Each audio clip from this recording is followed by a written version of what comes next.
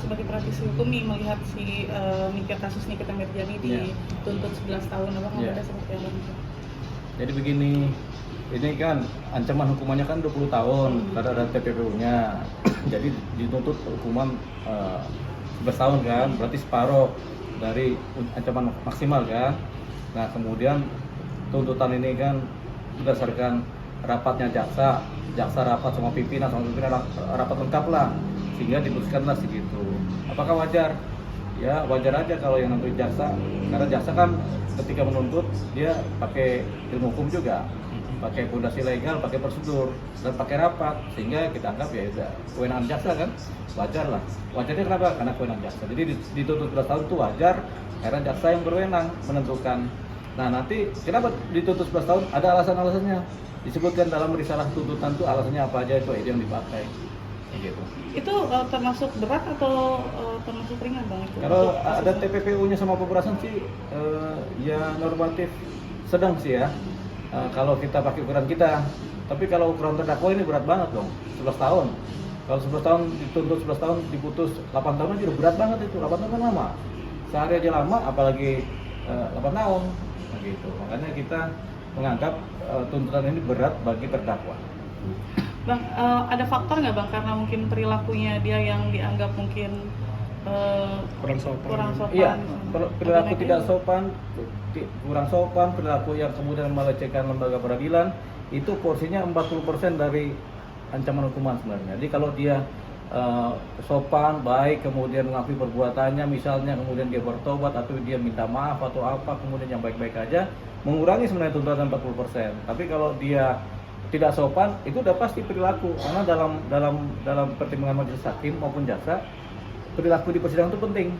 Itu proporsinya 40%. Kalau baik perilakunya bisa ringan 40%. Kalau nakal perilakunya atau perilakunya tidak sopan, bisa bertambah 40% dari tuntutan. Kita bisa sebutkan begitu.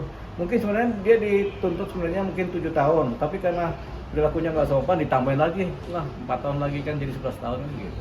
Bang, banyak yang menyamakan nih koruptor aja cuma sekian, kok dia bisa 11 tahun? Ya, kan koruptor pun ancaman hukumannya kan 20 tahun. Kemudian si TPPU juga kan 20 tahun juga ancaman hukumannya. Ya sama sih, gitu. Jadi kita nggak bisa membedakan tindak pidana. Kadang-kadang pembunuhan pun diancamannya ringan kan, padahal itu paling berat pembunuhan kan dibanding pemerasan atau TPPU kan. Tapi ya itulah pertimbangan jaksa. Kita nggak bisa kemudian menganggap nggak normal tuntutan jaksa, kita anggap aja udah fair lah gitu, karena jaksa selalu ada pertimbangan. Ini tapi ini tuntutan jaksa ya, tapi kalau putusan majelis hakim itu beda sendiri. Itu kita lihat apa sih pertimbangan majelis hakim, apakah nanti lebih ringan atau lebih berat malah dari tuntutan jaksa, kita belum tahu. Bang, tapi kalau abang melihat kasus ini Nikita Mirzani ini seperti apa sih bang? Kan terlalu banyak banget saksi yang dihadirkan, terus saksi ahli juga. Banyak yang bilang kok kesannya kayak berat banget gitu. Kalau abang melihatnya seperti apa? Ya begini, ada kasus yang berat pun jadi tidak berat, jadi lancar kalau kemudian terdakwanya udah nyerah duluan, udah nggak ada pertahanan diri, ya udahlah kita ngikutin aja pula, sehingga pembuktian 2-3 bukti sama saksi cukup diputus bersalah. Tapi ada kasus di mana si terdakwanya berusaha mati-matian membela diri dan pengacaranya, akhirnya kemudian timbul banyak saksi yang kemudian campur baur situ. Ada saksi bukti dari jaksa, ada saksi dan bukti dari pengacara. Akhirnya kan bertambah, jadi panjang ceritanya. Andai kata Nikita Mirzani pembelaannya dia mungkin kayak kan dia punya anak, terus dia seorang ibu single parent pun, itu bisa berpengaruh nggak? Ya itu seringkali kurang diperhitungkan, karena setiap terdakwa selalu punya keluarga. Siapapun terdakwa punya keluarga. Kalau yang laki-laki jadi terdakwa, dia punya istri, punya anak. Kalau dia pun terdakwa perempuan tapi bujangan, dia mungkin punya ibu, punya bapak, kan begitu. Jadi setiap manusia kan punya keluarga. Jadi itu sekarang ini nggak pernah dipakai pertimbangan seperti itu. Bang, terus ngelihat nanti tanggal 28 putusannya sendiri, mungkin abang ada pesan nggak sih? Apalagi banyak fansnya juga yang merasa keberatan dengan tuntutan ini. Ya, keberatan udah pasti. Jadi terdakwa pun keberatan pasti, pengacara keberatan sudah pasti. Pihak keluarga pun keberatan juga, jadi udah pasti. Jadi yang paling penting kemudian sebenarnya bisa menerima keadaan.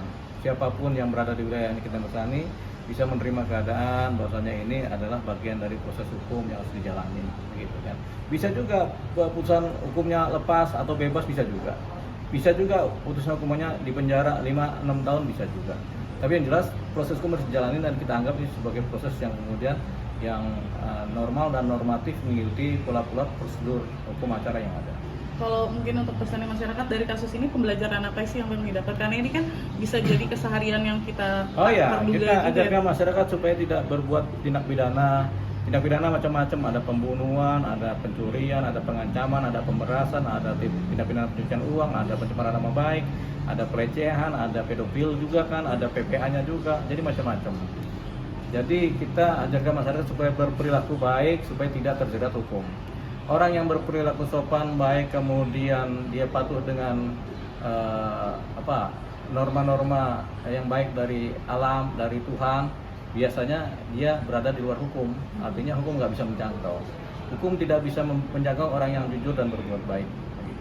Sekali lagi terakhir Bang, mungkin kasus selama ini kan kita Mirjani banyak dikenal yang kayak orang menganggap kebal hukum segala rupa. Ini mungkin menjadi bukti ya Bang, bahwa tidak ada yang namanya kebal hukum. Nggak ada, di Indonesia ini hukum yang utama, tidak yang kebal hukum. Yang dimaksud kebal hukum itu karena orang sebenarnya dia dianggap bersalah tapi sebenarnya dia tidak bersalah. Akhirnya dia dilepaskan dari posisi hukum. Oke sih. Terima kasih banyak Bang Leo. Ginta.